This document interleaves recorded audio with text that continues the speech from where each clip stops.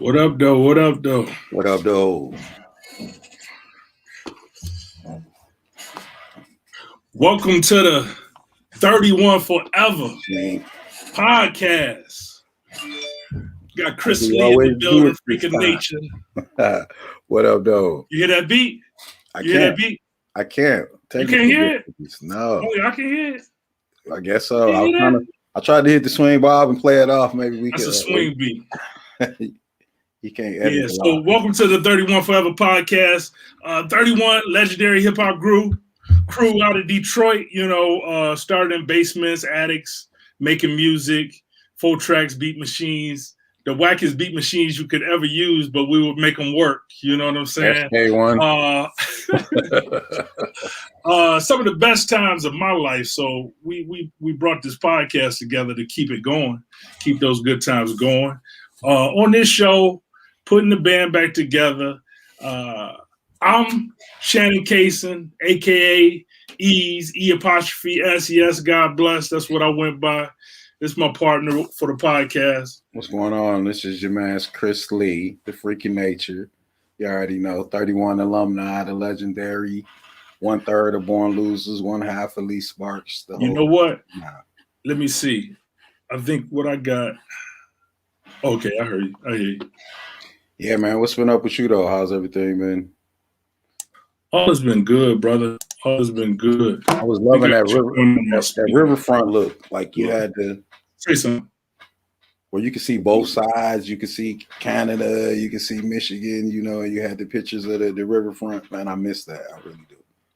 That's something Detroit has that's just special, that water in it. But yeah, anyway, I'm rambling, bro. No, you good. You good. You couldn't hear the beat because I was coming out the wrong one. Now you can hear it. Ooh, that's the remedy. Now you hear it. And that's how you come in. Yeah, welcome to the 31 Forever podcast. We still working out our kinks. And let's talk about that, man. What Ricky Diesel, this pad is my easel. No, I'm sorry. I had a little verse on that back in the day. Go ahead. That's a swing beat right there. Yeah, I already know. Already. Yeah, he sent me that one. That one. So, hey, man, so for this podcast, what I want to do basically is have a place for the crew to kind of meet up. You know what I'm saying? When you came to me and said, hey, Shannon, what you think about doing something? In my mind, I'm thinking like, okay, it's a place where we can all meet up, keep the conversations going like we used to have, whenever we did studio time. People can present new music and stuff like that because we do that constantly. People are checking in with one another, send albums to one another or send songs to one another. But I always felt like it should be reaching more people. It should be out there more, So in my mind, when you brought it up, I was like, let's do it. Let's get a podcast going. Let's get somewhere to go where we can have an outlet for 31 material to get out and other material, like the unsung of hip hop. In my mind, that's what I think of it. Oh, that's it. I think, like you said, and not just Michigan, everywhere. Even when I came here to Atlanta. And my fam, Miss Dia, was doing Apache, and I was seeing incredible artists where you was like, no offense to any artist, but just what you wouldn't expect out of Atlanta, you was seeing it here, and it was innovative and creative, and even in Michigan too, and everywhere.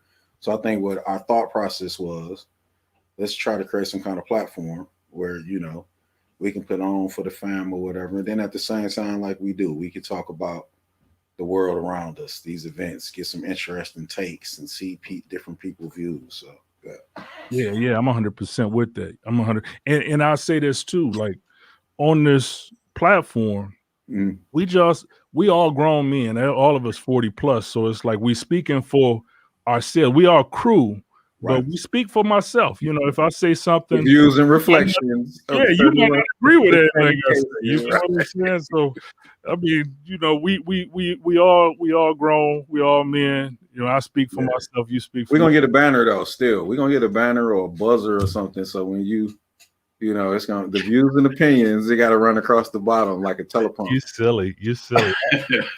I can do it too. You know that, right? I already know. It's already It's covered. So what we do for the podcast is we break it down in this format. We do current situations, current shit that's going on. We interview whoever's our guest. You know, we each other's guests today because I think it's important that people get to know us in a sense. But also top fives. Right. Sometimes we'll go through top fives and then we'll wrap up with some have guests on the show and stuff like that. So I'm always wanting to have guests on the show. So if you're interested in being a guest, you know us, you know me. Hit me up on my phone. Hit Chris. Everybody's got Chris numbers. Hit Freak up on his phone. Yeah. So, but what's some current shit that's happening right now? Man, well, I would say to me the hottest thing in the news right now or last week was the you got to talk about the Chef versus Ghost. Okay. You got to talk about that. You got to talk about the Pretty Tony and the Ray versus, man. That thing was. Did you catch it? Did you? I saw it. The I had to see it because those are two of my favorite artists. I got a little. Yeah. Let me see about this clip. See if it worked this time. You know. Yeah, no doubt. See if I can make this work. Trial and error. It's working. Yeah. I thought it was incredible though. Like, you know, as you said, two of my favorites. There they go. This joint is this. Yeah, they had a clip where he was on the Dilla beat. Ray, I think the Ghost come in on his too. Yeah, but you know. Can you hear it? No. You can hear it? Nah. Oh, shit, this shit ain't working. I had a few females saying Ghost got to pull his pants up, but then that, you know, you gotta love the original style. Like he just don't care. He is 1,000. I knew when he left second half type, he was gonna go change into Pretty Tony, bro. So I mean, it was like you got everything you expected and wanted. You already knew. The one thing about it, you know, the one thing I noticed right offhand was they in shape. They still in good shape, you know, and that's one of the things. Like people, I like that hip hop is on health right now. Like people doing health things and taking care of themselves. Like if you look at both Ray and Ghost, even though this mic ain't, I said I was gonna get it working, but I didn't. You know, right. They in good shape, man. I can appreciate that in hip hop because a lot of people. Is your volume up? My fault. I don't know. You know. No, you know how black men get together. It's like one of them. I can turn it up. Car situations. Like you can hear it through the mic. Let's go. Come on. No, it's for real though. Let's connect. Let's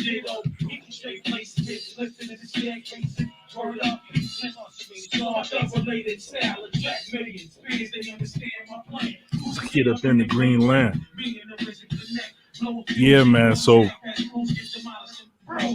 what let's go into that. Like Wu-Tang's effect, man. Wu-Tang's effect. I know on me with Wu-Tang, I was the first album, I think I was in college.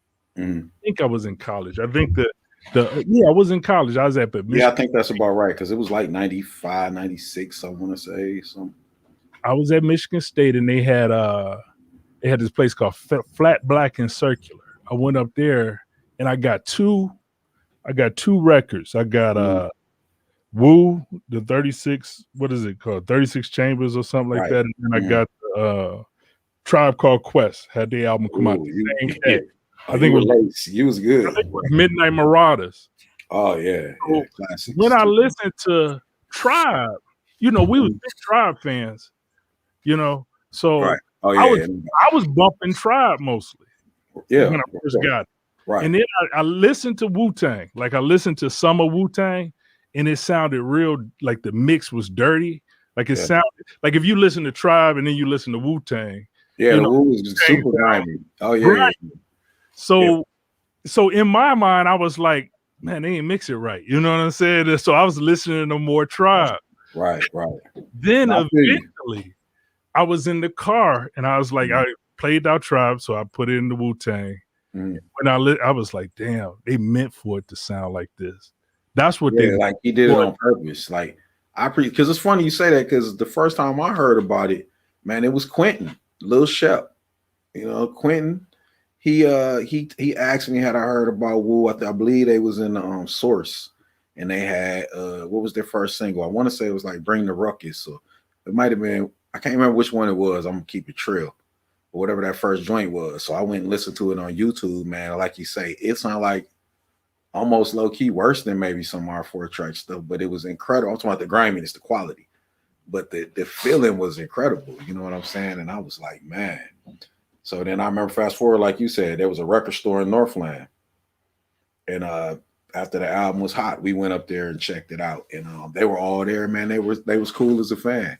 You know what I'm saying? Actually, sir, right? Except, you know, I was with some of my you know, Detroit familiar and my boy Bill. You talking about Wu was at the record shop? They were there. Yeah, this was like when they first came out. Seriously, doing it like the signings at that. It was a record shop right across from. It was in Northland, right across from the food court. I want to say Sam Goody or something like that. But it was crazy because my man came through the door. He ain't know. We the backpackers. They the. So he like, man, who the Wu-Tang? And Ray was sitting right there, bro. Like, you know, I'm like, he about to swing on his door. Ray was just sucking his teeth, like, you know what I mean? But it was a hilarious. I never forget the incident, though, like you say. So based on that, I copped the album. When I took it home, it was like the greatest thing I had ever heard. Seriously, like, you know, I like that grimy. I'm not one of a lot of people like the clean. I like that lo-fi. That RZA was a genius. When I watched the show and he was like, no, I turned them up. And the engineer, I know that was killing the engineer's soul. Like, no, man, you can't turn them all up. But, yo, that's what he wanted. And it gave us these classics that how many years later now? I don't even want to, well, you already, but yeah, it's a long time. 20 X amount of years later, you can still, I can play it right now. Yeah. But that was my whole thing, too. I caught on to it later. You know, I caught on to it after the fact. And then there's been a lot of artists who I would catch on to late, right? So I would look at them initially and I'd say, like Wu-Tang, I say, oh, man, it's mixed wrong. You know, not listen to it for a few months and then find it and listen to it. Or I remember even Erykah Badu. I didn't vibe with Erykah Badu when I first saw her. She had that head wrap on and all that. I was like, this is a gimmick in my head. That's right. Because first impressions or whatever, correct. Yeah. Then I went to a concert and I saw it was all real. And her concert was like, you know who was like that for me? I'm keeping honest and true. Music Soul Child.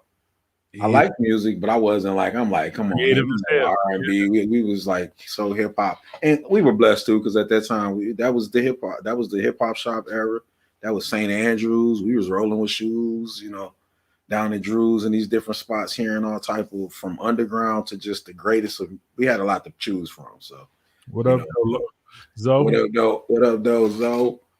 Well, yeah, man, but music. I went to a concert, me and my wife though later, and he did his hits, and the way he performed and who he was, I was like, yeah.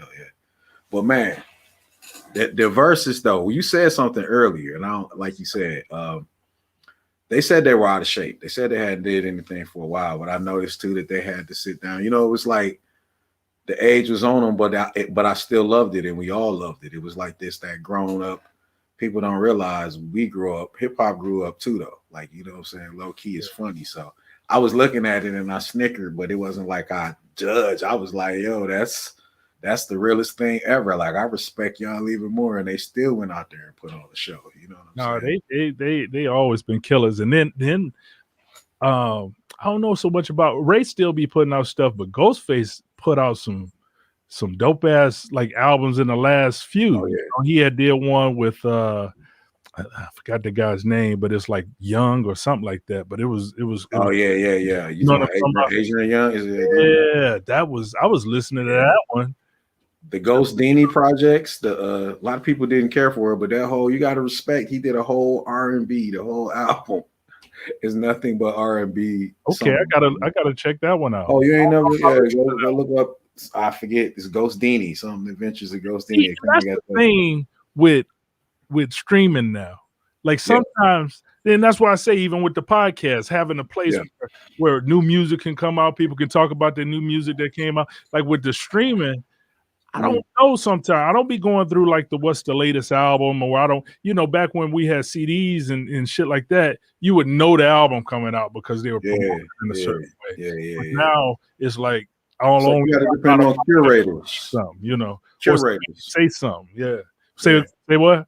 I think it's like you got to depend on curators, and I really think like that's almost what we want to try to bring. Like, really, like I just said, when we thought about it, people back in the days were curators of certain music. Like, when you went to them, you were going to get this certain vibe, they keep it alive. A lot of DJs, shout out to all the DJs and you know what I'm saying, artists or whatever who out here curating it and keeping that real music alive. The underground don't get enough shine, man, really, so that was beautiful. That was the underground right there, pure as it can be, getting nothing but shine. Like, I think it was a couple 100,000 viewers at certain points, Yeah. Who do you go to curate for, like, because I'll go to certain people, like I'll go to certain friends or even young people, like I ask. There used to be this one young lady I asked about like new R&B, because a lot of the new R&B is good. Shep is a guy I say, what you listen.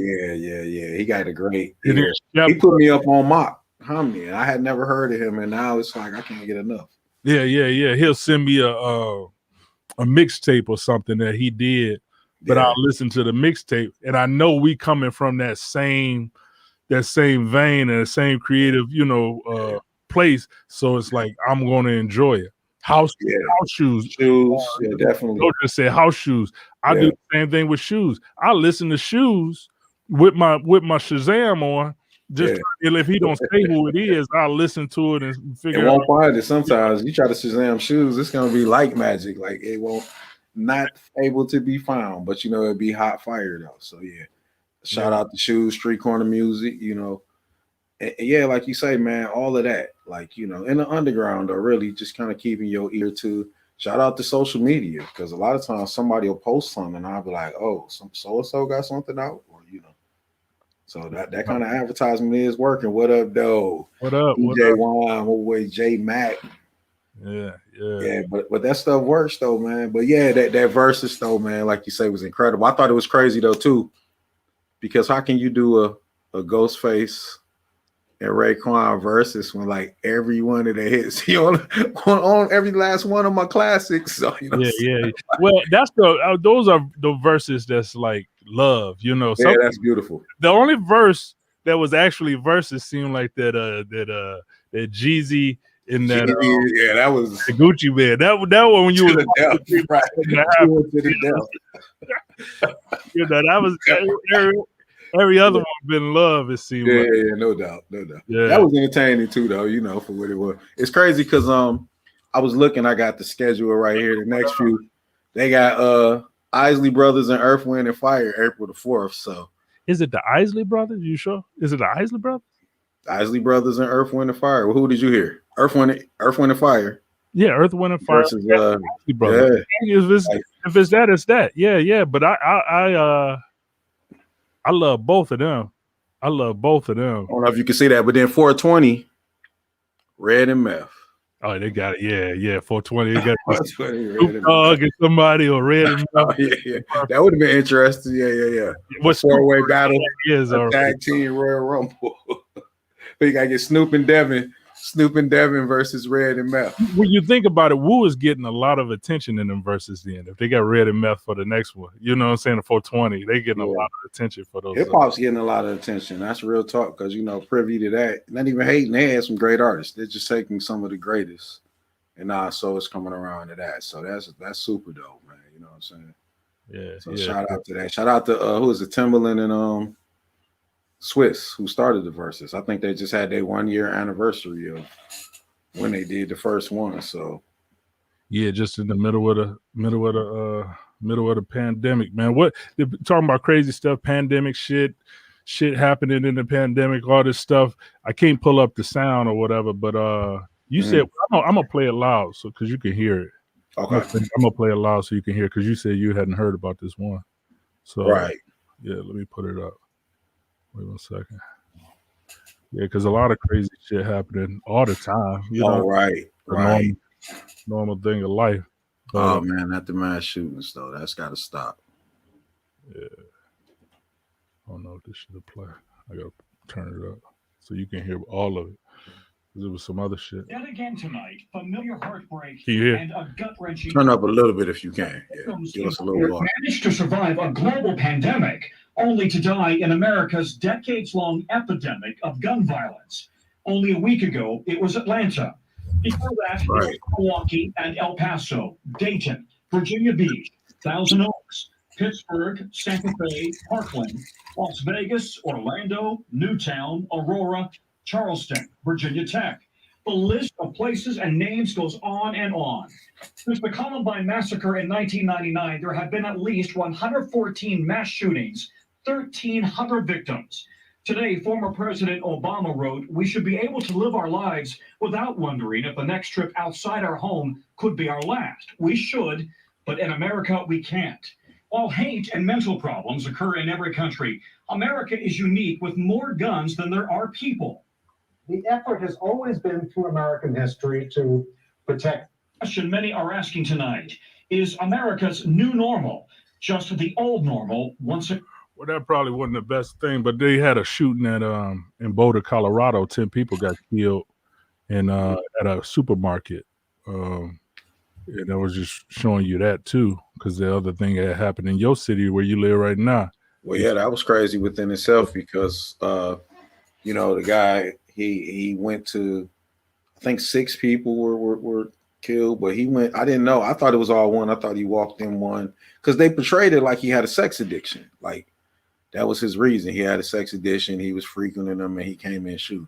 But kind of find out the facts. He actually went to several different places, like X amount. They weren't like around the corner from each other. He had to pass other establishments that had, you know, these different kind of whatever you want to call it, whatever. So, point being, he went and sought out Asian people. You know, he went and sought out Asian people, and just started shooting. And he tried to blame it on the sex addiction, but I mean, I don't know.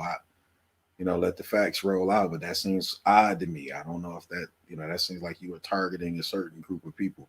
Yeah, no doubt, no doubt. And then this one, the guy come in, he just shoot up 10 people at the grocery store. The thing is, I ain't gonna lie, some of this shit do work on your mind a little bit. Because today, I went to a bunch of different grocery stores because I couldn't find what I was looking for.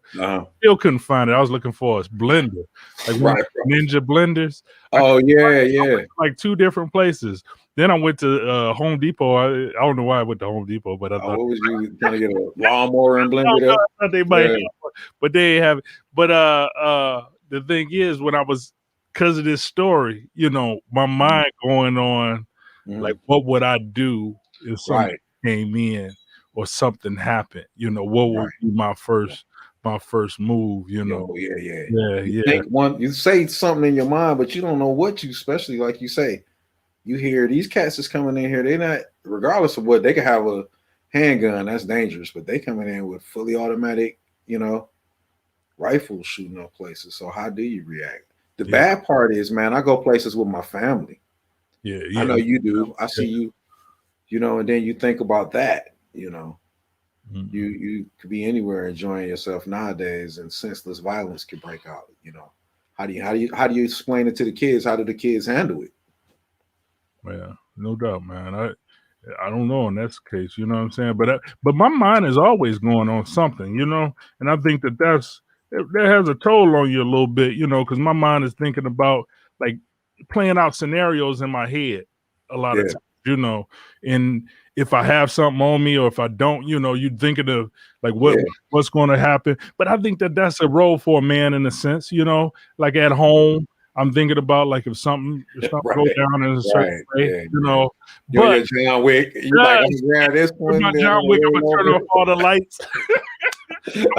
All the lights, come around the corners and with the shot, just keep all over. Yeah, but hey, if it had to be that way, it would have to be that. You know, my wife should be down for it. She probably be worse. Out with us, you know. Women are natural protectors, right? You'll be don't shoot you behind me, you know. Yeah. My wife probably come out with a knife. Like, he got a gun. Did you just throw a knife at him? You know, You're silly. But it stresses on people's minds. I think Right. this stuff. I'm not down No doubt. like getting rid of. I think people are crazy, and they're gonna be crazy either which way. So I'm not really down with like excessive gun control and stuff like that. But at the same, because I just think crazy is crazy, man. And people go find them anyway. There's so many out already. What you gonna do? Get them all back? You know what I'm saying? It's always going to be some underground. It's always going to be a way to get guns, no matter what the laws and rules are. You know what I mean? Period. Yeah. There's never been a shortage of guns, so they can't, like you said, they're not going to get them all back. And then, you know, like Chris Rock said it best, to make the bullets cost like $1,000 a piece. Like they almost that right now. I don't know if it's a better supply right now, but we was trying to get some, and we was like, it was expensive, and you couldn't hardly find any. You know what I'm saying? But it was just like that. You know, you better make that one shot count. But hey, let's get into our history a little bit. Let's talk about where we from and what we come from through hip hop and just in life in general, you know, because I think it's important. We will interview. What I want to do, I want to interview people and get into their life a little bit. You know, people we know some of the most creative people, but people have lived some interesting lives too. You know, when I think about it. So even us, you know, so let me talk to you, man. What far as in hip hop, let's start with hip hop. What was your introduction to hip hop, and then what was your introduction to 31 in a sense?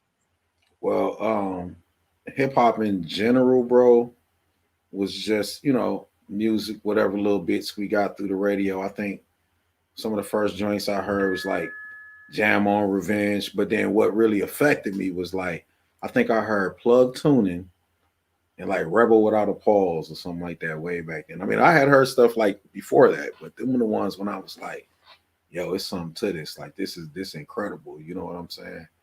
And then from that point on, I don't know. Because I thought I didn't like music, man. My mama used to play Luther and, you know, Jeffrey Osborne and all that was in regular rotation. But coming back to show you how dope hip hop was, when I went back and want to sample it and listen to it, I got an appreciation for it. Like, oh, this was like that we didn't listen to hard. I mean, we would listen to because we was in the house and do our little kid dance or whatever. Right. Thing was, we went back to every single record that our uncles, all the ones I hated, had.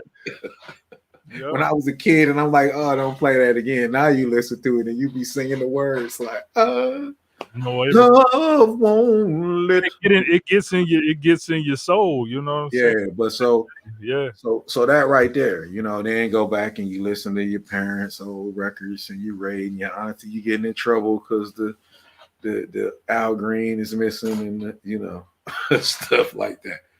But so that, and then, you know, back in when I was in elementary, a couple of my friends did a talent show.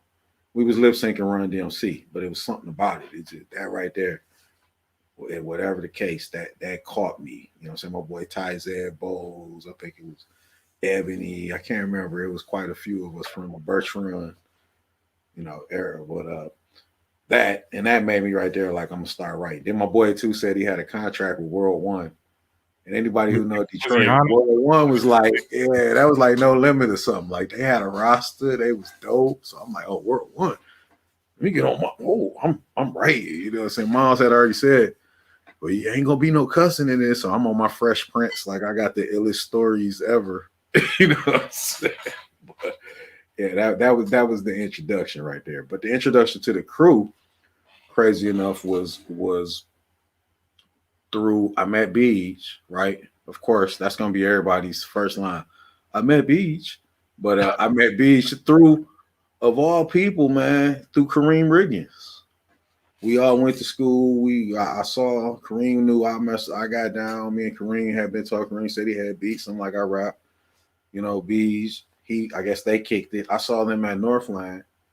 And he was like, yeah, this is my man, you know, And me and B start kicking it. And, you know, B show so much love. He was like, well, look, man, we about to do the talent show. I forget what it was. And, like, if you want to do that, he hadn't even really, he heard me freestyle right there, but he didn't know what I was on. But he like, if you want to do that, And from there, though, it was always love. You know that, like, you know, he told me he had a partner named Shannon, named E's rather, E''S, God bless. And he wanted to do. I might have been somebody else at that time. You know what I'm saying? Yeah, I don't think he was the Iceman. Yeah, the Iceman cometh.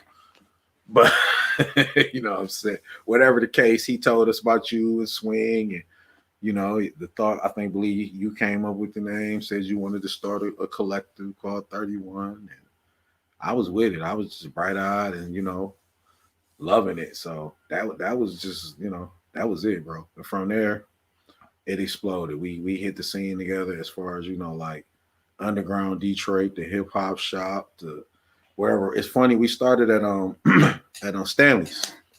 At Stanley's. And Stanley's, everybody knows, it was like a Chinese food spot, really, but they had an open mic. And my first experience, even walking in, was I walk in and I see Proof and Maurice Malone, and they got a table like a regular table set up, and they got like these jumper jogging suits, whatever. They got some hip hop clothes, and I'm like, wow, I'm looking like, you know, this stuff is like, because let's be honest, you know, especially coming out of Detroit, it was considered kind of weird. Not everybody was into, you know, what we talking about, that vibe or whatever. So to see a bunch of people into that, like you see the style, the fashion. I'm like, wow, you know, Maurice Malone, them joints was dope. I'm like, okay. Then you turn and I'm looking at it's a Chinese food spot, but it's an open mic. I probably might have saw Low. I might have saw Chaos and Maestro before. I might have saw, you know, it was a lot of legendary. It's a lot of legendary Detroit groups too who even paid away before us who don't get they. And there was a lot of them there. You know what I'm saying? Like seriously, like so seeing that's gonna blow your mind right there. You know, seeing it. Then that's when I first met Low too. Funny. So I met Low. I met Grim. I met Coco. I forget. Was Snick. It was probably a couple of other ones with them. I can't exactly remember, but I definitely remember all these people from different crews. Or last one, 31. Yeah. In this spot, and so you know, seeing now. that. Okay, so your early group. What was your early? Not as an elementary kid, but I'm saying like, what was your early? No, I feel you like especially within that after me and Beej going recruiting different MCs. We first, one of the first cats we met pulled in was Sean Maurice. You know, Mind State. A lot of people know him as Mind State, Sean Maurice. And so me and Sean got to kicking it, and he was one of my first cats that I was like, you know, in a group with him, became partners. So he said he had another dude, and they had a group together, and they were trying to figure out a name of what they wanted to do. And so the other cat was Carnell Pitts. You know, that was Bugs. So rest in peace to Bugs. I get into the fold. We just on the phone because anybody know Sean Maurice and Bugs was notorious for calling people up and battling them or just rapping. They just start rapping. Him foul. I mean, you when you see the phone ring, you almost know what it is. Like, yeah. You know, so Bugs would just be rapping on the phone, man. Call you, you pick up the phone. Hey, what's up, man? Hey, who this? Yo, and the like, man, you know, or start battling. He would call people on the three-way. Yep. Hey, I'm about to battle this cat freak. But so we all connected. They was already doing it. They said, let's start a trio. We started the group Born Losers, you know. And from there, like I said, we had Beach, Swing on production, me on production. I produced a little bit. Yep. You know, and us three, that was a magical moment and a magical time right there, bro. Like that was. But the sad part about it is too, it's cautionary tales within this podcast because we didn't. The one thing I regret, even if we didn't understand the business and how to monetize and how to, but we also didn't even understand the recording and preserving it. So we would just do it because we loved it. But then it's like you know, long story short, I don't even have a lot of that. I have some stuff now. I got some little trinkets that we'll probably be, you know, releasing on this page or however website, whichever way we go. But I'm talking about I don't have the total package. Like we did a whole album at B's crib, period. You know what I'm saying? Yeah. Like I kind of did it at my house, but I was rough. So then we went to Beej and Steve and kind of had them. But whatever the case, yeah, man. Born Losers was the first group, you know, and then so Bugs, shout out. So okay, when Bugs went, was y'all still in the group when Bugs went over to D12? I don't know. No, actually, he had left way. So that's like, you know, when we talk about Born Losers, that's early inception 31 stuff. That's like 93 to, you know, and we always stay cool. We was always boys. There was that one moment, you know, we were always fam. That was like my right hand. I had called him like probably a couple months beforehand. You know what I'm saying? Just to say what's up to him, because I was living up in Lansing. I just called him just to say what's up, and then a few months later, he. I mean, he like I tell people, he was telling me about it. We were having a conversation about what some things that were going on and why they were going on, and his career, what was happening, and things we could all do, and what he could do to help, and da da da da da. But then he was also like, "Yo, man, look, we about to go to the Belle Isle. We about to go to the skip day, the Belle Isle." I'm like, bro, I'm a grown man with a family. I'm not, you know what I mean? Like, that's my man. No hate on my man, but I'm good. Like, I catch y'all when y'all he had called you back. Invited you out. That was the time though. That's when that went down. I know. And he was telling me like this was going on. Like we was, you know, like any of your boys, like your regular circle that you hang with. Yeah, we're about to hit Malal. Yeah. But like I was saying, my bad. Back to so we had broke apart. You know, for a minute, Bugs left first, and then it was just me and Sean. We kind of held the born loser thing, but then we went and tried other things. But it was me and Sean for a minute. But then Sean broke off and got with Foul, and him and Foul started Everyday People, which, you know, love to all of that. Everything was meant to happen. It was beautiful because then everybody had to step up and do their thing. I went into myself and being me, you know, as well as get with some of my best friends, real life friends, ended up rapping. And we had a group called AOD, Army of Darkness, little brothers, cousins. That's like a family collective. So it's like I had 31 and I had a collective of family members who was doing it. So it was beautiful, man. But it's then when Buzz got with D12, low key, that was love. Like, you know what I'm saying? For real, like he was really there. Like he could have been next in a lot of ways. They were showing nothing but love and putting him on a level where he deserved to be. You know what I'm saying? So yeah, I had excitement for whoever was doing something great. You know, I had excitement for it. And anytime I heard anybody was doing something that was great and they was able to make it professional, you know, professional when you can make some money doing it, you know. Right, correct. I'm like, not only that though, he got that was that golden ticket. You know what I mean? Like that was that golden ticket right there. You got to think about it. He was with him. He was with D12, and like they had a major impact. They got major albums, and so that was just one more element missing. That who knows? Everybody also kind of has their own career and is doing their own thing based on that. So now forward to imagine if your man's made it and he's doing, you know, his thing. And I think it was focused on even from, correct me if I'm wrong, anybody, but like he would be pushed. He would be a solo artist who would be like next or have his own lane. Like that was already established, if I'm not mistaken, or at least the way I was told, you know. So for the people who don't know, like the Belle Isle, what was that? I mean, not meaning to go to dark memories, but you say he called you right before Belle Isle. Oh yeah, because anybody who knows the Super Soaker incident is interesting. I don't know if you got time.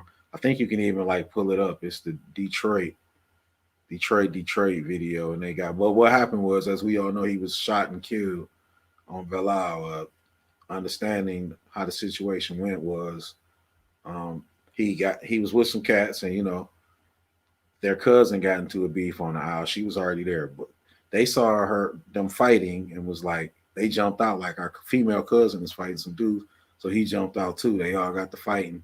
Dudes got to shooting. I guess come to find out the guys was maybe on some gang stuff. I'm not too sure, but they were spraying super soakers with bleach, spraying people's clothes or just spraying people with bleach. And they sprayed her Coogee. And you know, Coogee back with bleach or with a super soaker too. Just like, you know. Bugs was spraying the super soaker? Huh?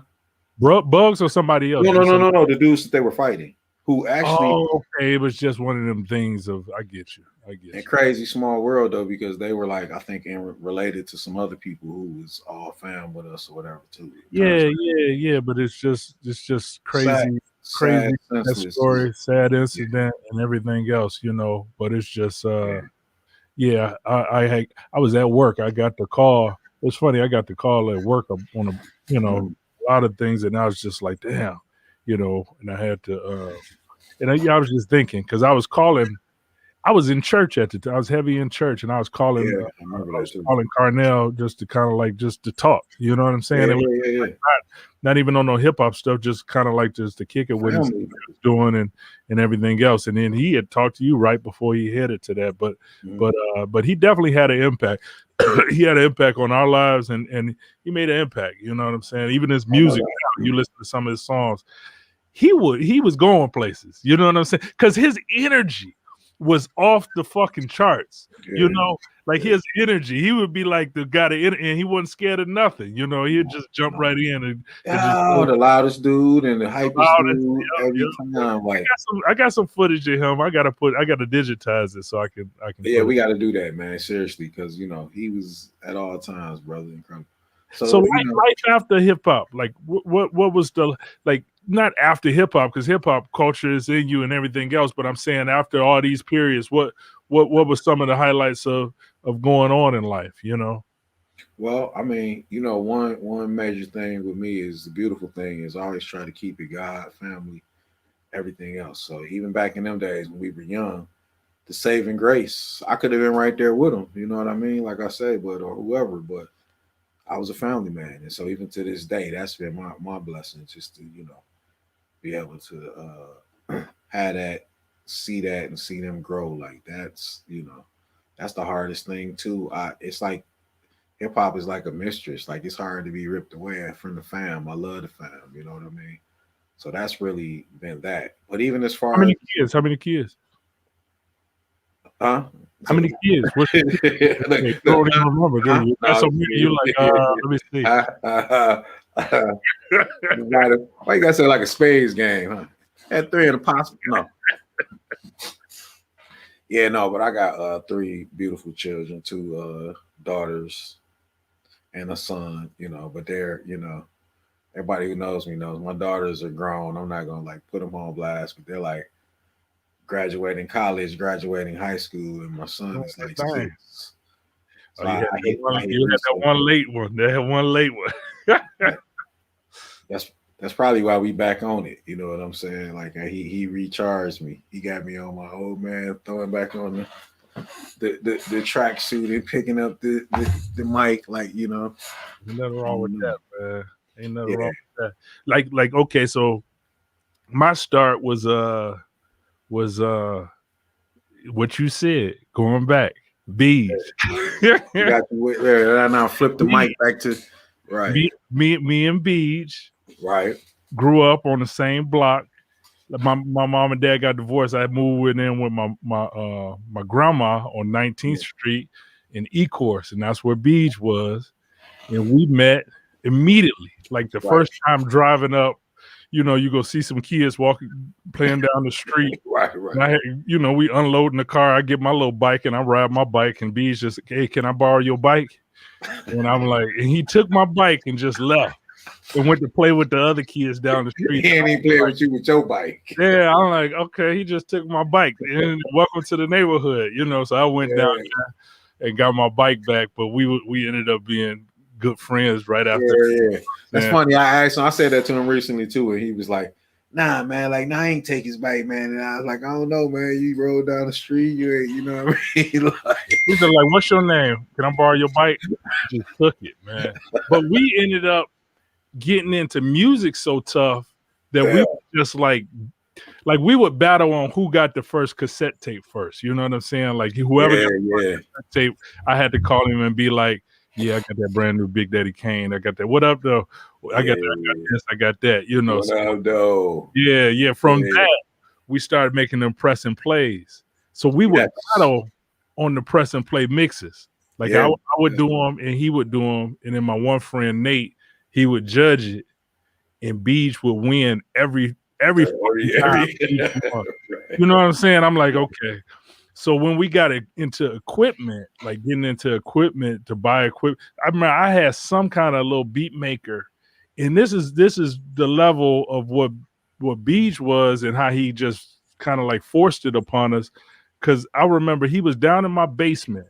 He said forced it upon. And I was bored, man. BJ was just taking long making the beat or whatever. And I went upstairs I went upstairs, I cut the grass, I did whatever I had to do. Went to the store with my mom and come back and be still downstairs. Down there. Making, and it's like, making oh, beats, y'all, you know. Yeah. Y'all were infamous. Is it true that y'all would do like 30 tracks in a weekend? But like seriously, y'all would do a whole album in like a day. That's beige though. You know, you get what I'm saying? I got another one. I got it. Let's do this one right here. You know, so we would do so many different songs. And then when he moved, his mother got married, they moved to Southfield. And then when he moved to Southfield, he met the crew of everybody in Southfield, you know, and then I kind of merged into that crew too. To that, yeah. And I mean heavyweight. Mm-hmm. So here's my question to you, because I think what a lot of people don't know, like I said, you kind of got me into even this. And as far as I can remember, don't let me, it's over here. I got my books over here. I got everything from Homemade Stories. What up, though, Ola? We got to get him on here. He got yeah. He coming real soon. Like But the book, the Homemade Stories. So how did all that go from you writing the book, from you being, you know, E apostrophe, as we know, to there was a gap. I know you got heavy into church and things, you know what I'm saying? Started a friend, went to Chicago, started a fan of understanding. How did the everything from the book to the podcasting to the people don't know too, storyteller? I know you competed in Moss Finals. I think you won a few, right? Yeah, I'm the greatest. I'm the greatest of that. You know what I'm saying? The greatest man. All-time greatest. But the thing is this, like it was like this. I always loved writing, literature, all that kind of stuff. I wasn't even a good freestyler at all. I like writing. You know. So I love writing rhymes, writing stuff. My favorite influence would have been probably Rakim. You know, when I heard Rakim, I was like, damn, you can write that kind of stuff to hip hop. Right. You know, so that was my influence. So I always like writing and reading. I was the nerd who was reading books and shit. You know, you get what I'm saying? Always. And I ain't gonna lie, life, man. You know, I moved to Chicago, got divorced. My wife moved to New Jersey with my baby. You know, the house was being foreclosed on. I had a gambling issue. I'm spending all my money gambling. I'm out of a job. I ain't gonna lie. I said, fuck it. I'm gonna do what I'm meant to do. And I remember I was sitting in the loft, empty loft. I had a lot of girlfriends not girlfriends, but you know, usually I'm single now. My wife left. I'm doing that's how Cindy got, you know what I'm saying? So I'm just in this empty loft in Chicago, Bronzeville, writing stories. And Cindy will tell you, she'd be laid out on the empty floor there, mattress on the, and I'm sitting there writing stories. You know what I'm saying? Writing. I fell in love with it and just kept doing it. Yeah. And I remember telling her, because she was like, you're not gonna look for another job, you're not gonna do.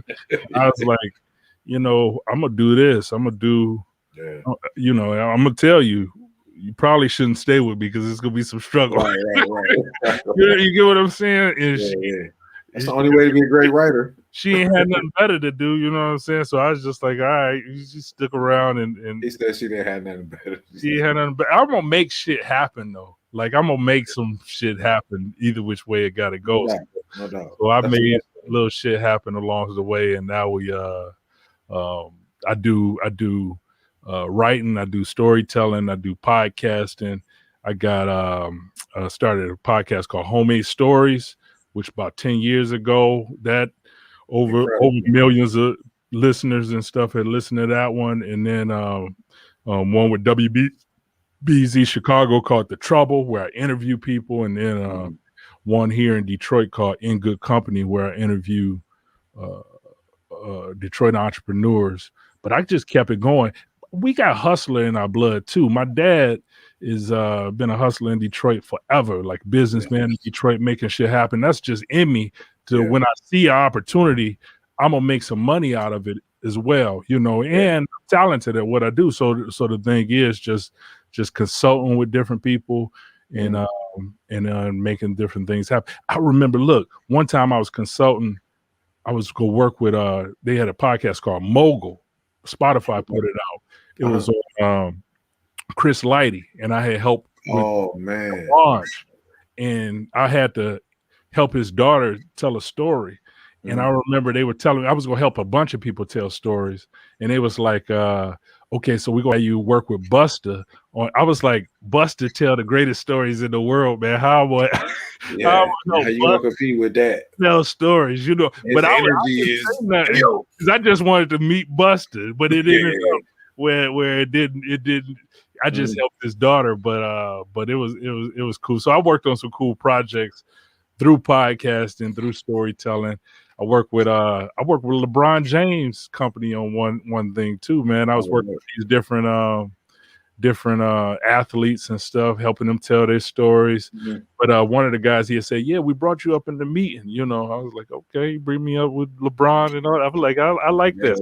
So it's been some cool. You want your name circulating in LeBron and Busters and that's what. Hey, we still connected too. So I'm hopefully do something with them again. But he do a lot of good stuff in the community. Real talk. So the thing about him in their company is they work with everybody. Because I remember they was working with me, right? And I was supposed to go. So I got a company, but I ain't got no money. You get what I'm saying? Yeah. And he was like, okay, we need you to come to Salt Lake City on a couple of days from now to talk to Louis Vito, who's a snowboarder. And I was like, okay, the tickets is like $1,200. Yeah, like accommodations and. I called him. I said, hey, I'm gonna be honest. I don't have it like that, you know. So he was like, okay, we'll put you on the expense thing and blah blah blah. You know, and I was like, but I like that. See, you gotta if you want to work with black businesses, sometimes you have to, you know, especially starting fledgling business, you know, you have to work with them. And I love that company and that the philosophy of that company wasn't just to say, oh, he a little guy, you know. They threw it at you like, let's see if he can handle it. Like, you know, exactly. I've worked in different industries where that's a major thing, and that right there could put you in the game if the big guy is willing to throw you, you know, something to keep you afloat and keep you moving. No doubt. So hopefully more projects to come. You know, I was just gonna say, man. So what's in the future for you, brother? I might be working on this one national broadcast thing, so that's in the works. You know what I'm saying? So some shit in the works, which you know, nothing to announce just yet until I sign a dotted line and the check has been. Right. Yeah, that's how that works. Show me the money. What they said, show me the money. Yeah. It's good to have shit in the pipeline, though. You know what I'm saying? Just shit that's possible. But I'm gonna be honest. I'm excited about this right here. You know, connecting with friends, connecting with my old friends. You know, like I want people to come on and then share a bit of their history and share a bit. Definitely, because that's another thing. Curating, like you said, I think that's important, and not just your history and where we've been, but where you going. You know what I mean? Like what's next. But then some people need to know, because we came in an era, like you just said, it was strange times. We came in an era where even I remember when I was going to engineering school, we were learning analog, but digital was coming into play. You know, like digital was big, so things were changing just as they are right now. You know, so people kind of. Detroit had I ain't gonna say they got shafted, but we came at a time when it was different. We didn't have the resources that they had now. And it's a lot of incredible, talented artists that I'm hearing and seeing who's still doing stuff. And when you hear it, you be like, you know what I mean? Like, wow. Like, so this is gonna be that platform, or at least one place. Like we was just saying, that curation, it's gonna be that place where you can come see that. You know what I mean? And this is what I'm telling you too, and anybody else. It's like, you gotta start it, you know, just start some, and then it gets better as you go. Don't even be too big of a judge on your shit early on. You ain't gonna be a judge on your early rhymes. You ain't gonna be a judge. You know what I'm saying? Your son come up one of us say a rhyme, you know, it's beautiful. Right. Whatever he says. Yeah, you're not judging it. It will get better as it goes along. So that's one of the things I really, the podcasting, since I've been in podcasting 10 years. Saying this shit in people's ears for a long time. Hey, Beej, you should look into this podcast. And hey, such and such, you should look into this podcast and shit. Because people make money doing it, you know. So hopefully we continue it. You know, we're gonna give it nice use of talents. And I enjoy it. And like you say, it's something, it's dope, but I see what it could be. I see what we can do You know, we can do musical presentations. People can perform. People can freestyle. People can come on with their next joint. We can do a, you know, spotlight on the next hottest I artist. want We to can write open some with rhymes. some I want to write questions. some new rhymes. You're gonna. I got I some new want to get rhymes. you in there. That's what. And I know you got. I used Everybody to. got I'm labs. gonna be honest. I write rhymes to get my energy going. Like I'll be writing shit. You would listen to some. I put it up on YouTube. Some of them shits I just would be. Oh yeah, man, and Just those being were incredible. stuff, just getting the energy going. You know, because it's in us. That's basically the thing I always go to is music. You know, so that's my thing. You Yeah, know? man. Yeah. Like. I mean, you're an ultimate writer, like you said too, and I know that's never left you, but you prioritize. And I've always had respect for that. I think that's what we all do. You know, if anybody was to ever say whatever, it's all about priorities and what you accomplish. So I salute you, man. You're a heck of a writer, and it's not a question of the talent. It's just a matter of getting, like I say, you're a busy man, tying you down. If you're not touring the country, or you know what I'm saying. No, I salute you too, brother. I salute you for you the glue for the crew in a lot of ways, man. Everybody still talk to Freak, you know. And since we've been young, Freak. Right. My mama would come to my room. She'd be like, some guy named Freak is on the phone. Yeah, some kind of freak on the phone. You got guy named Freak. Freak. Is that what you said? Freak? Just back when we had the kitchen phones, you know. So go back to the. I know your sister used to be like, "What in the nah." Freak? Who is Freak? You can feel it. You can feel the energy. Like, no, that's not. But I mean, it was funny because you pointed this out. I think in something I was looking at. A lot of times you might not even know a dude's real name, like low key, like you know what I mean. Or even if you do, you prefer to. So I'm like, I would say Chris, but then when I'm gonna say Chris Childs, he probably don't know who, you know, my government is. Like, okay, tell him it's Freak. That's how they know me. You know, it's a way to identify where you know people. Like if people come up to me and say, "What's up, Ease?" Because I had that a few times. I've been in different places and people be like, "What up, Ease?" And you know where you know him from. Yeah, I know. Yeah, It can only be a few places if he know me as Ease. No doubt. Yeah. No doubt. So we recently had somebody else to salute, man. Just in life and you know, talk about that, man. Talk about that because we just had last ones on too. Yeah, we just had last ones out too, and shout out to man. Rest in peace to one of my brothers, man. I know the brothers is hurting, but Sanchi Lasana, man, he was an incredible artist, but just an incredible person. Like, you know, to be around San and know his artistry and know how he got down and he moved a certain way, and it was still so gangster. Like I said, I knew San from last ones for the longest. Remember, Zoe was touching on this last week, how the people you were closest to, you would connect with on different levels. And so me and Sam was always cool. You know, I always kicked it. Last ones was known for these smoke outs. And, you know, so we all would get together. It was all love. Me and my family, me and my wife and my daughter ended up moving to PA. We moved to Puritan Ave. And we was on North Lawn, you know. Sam was on Ohio. He was just around the corner. He was one person. I'm like, okay, I know Sam over there. So long story short, we would connect. That was that point in time for those years that we were over there. Me and Sam was in the pocket all the time, bro. He was always talking about drinking a cold duck. We'd get a cold duck. We'd get something to elevate your mind, and that was it. We was in the zone. We would be sitting in my old school in my Bruick, sitting in my old Bruick. One I got from O'Dara, crazy part, Jamaica. Shout out to banging. You know what I mean? Whatever beats, he'd come. This the latest joints I did. You know, and even he was one of the first cats I really worked with. Like me and him, and I look back now like I wasn't. You know, he was killing it. But I mean, he brought me to the studio and said, "Get on this track with me." And I almost felt like I'm not worthy, but boom, and we did a couple. You know what I'm saying? Nice little joint. So he was we was talking about triple threats not too long ago. He was incredible with the music.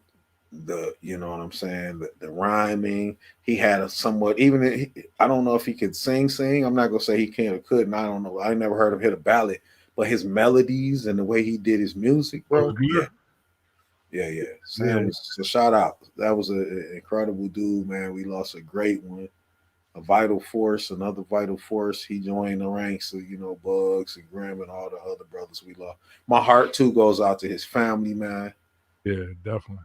All our brothers, last ones, Elwo, man. We here with y'all. Seriously, nothing but love. And I think this is just a signal to take it to the next level, man. If nothing else, I remember one time Shoes said to me, for the legacy, you know what I mean? Just for even if you just do it for that. So, and I say this to everybody listening, everybody, future listeners, reviewing it, looking at it later, keep it moving for the love, man. If y'all not motivating nobody else, y'all motivating us. So hopefully that I know that might not pay the bills. Yeah, there you go, man. No My doubt. God, man. Coolest cut in camp, bro. Coolest cut in camp. No doubt, man. Beach sent something to me yesterday. He used his one of his verses. I ain't getting no approval. Oh, but yeah. I'm gonna play this beat real quick. Play that beat because that beat was a song that they got. Elwo, shout out to Elwo. That joint is incredible, man. Yeah.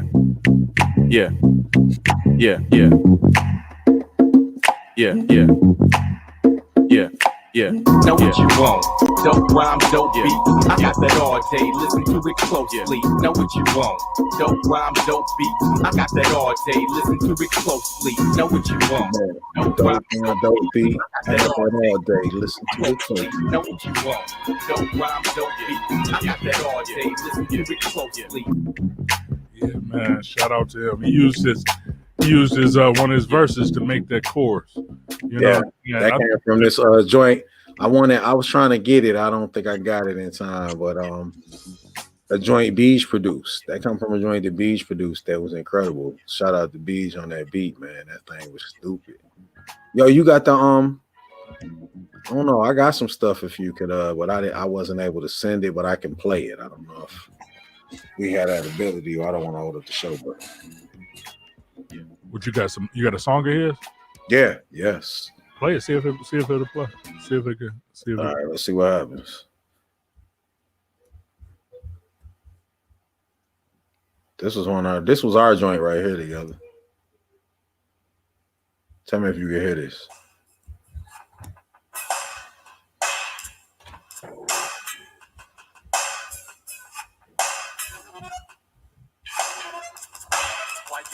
Can you hear that?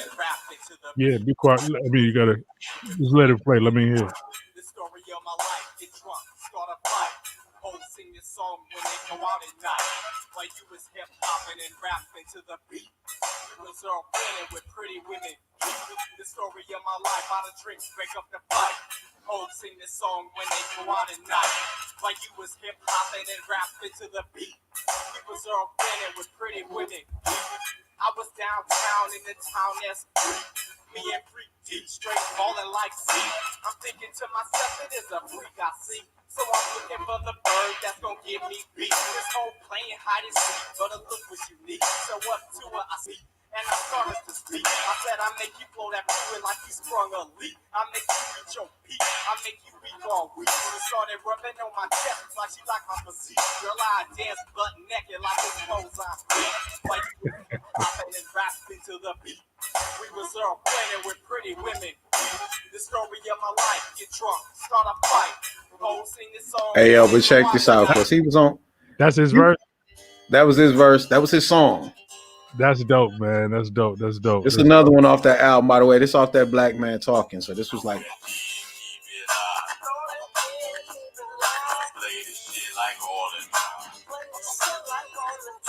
Get your ass up off your wall. Get your ass up off the wall. Drink some Henny or some Paul. Drink some Henny or some Paul. Go ahead and keep it live. Play this shit like all the time. Get your ass up off your wall. Drink some Henny or some Paul. It's some beat shit. Watching all that booty bounce. That was my line.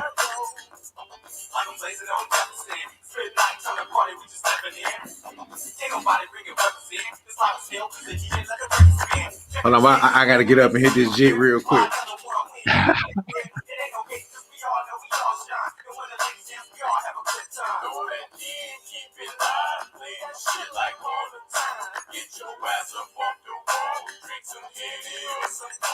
You gotta do the jit where we can see it, dude. See your old ass jit. Nah, man, that's beautiful, brother. Rest in peace to him, man. Much love, no doubt. Yeah, man. No doubt. I'm sure we'll see more. I know. Shout out to Lowe. Shout out to that last one's out website, the Facebook, the whole nine.